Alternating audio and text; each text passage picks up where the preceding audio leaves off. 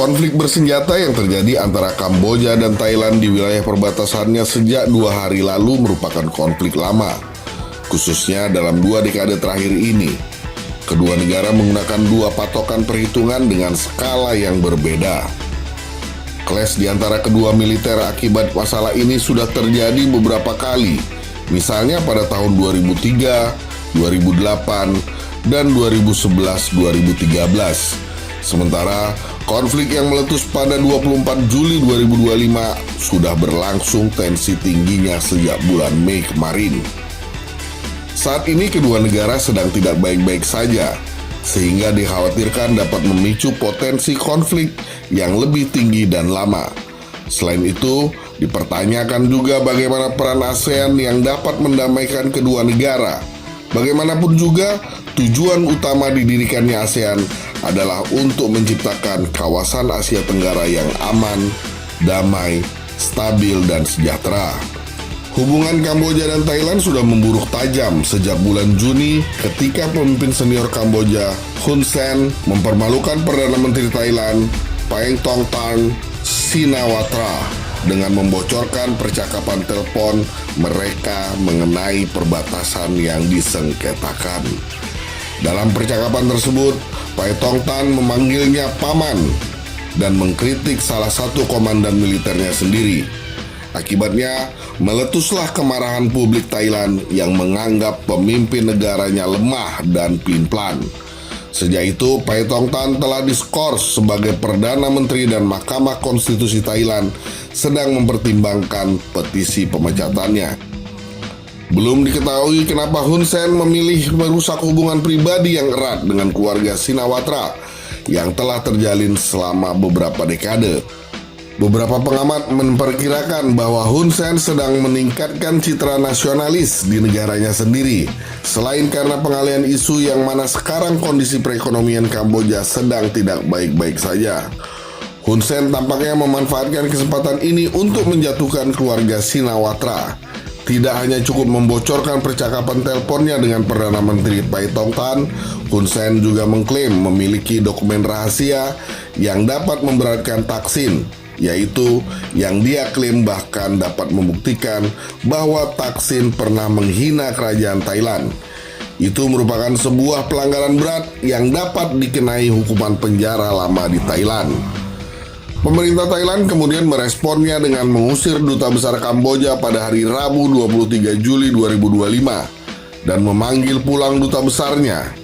Hingga saat ini, kedua belah negara masih ngotot tidak mau mundur, entah karena isu kurangnya figur pemimpin yang kuat di masing-masing negara atau karena kepercayaan publik yang lemah jika pemerintahannya harus berkompromi untuk berdamai.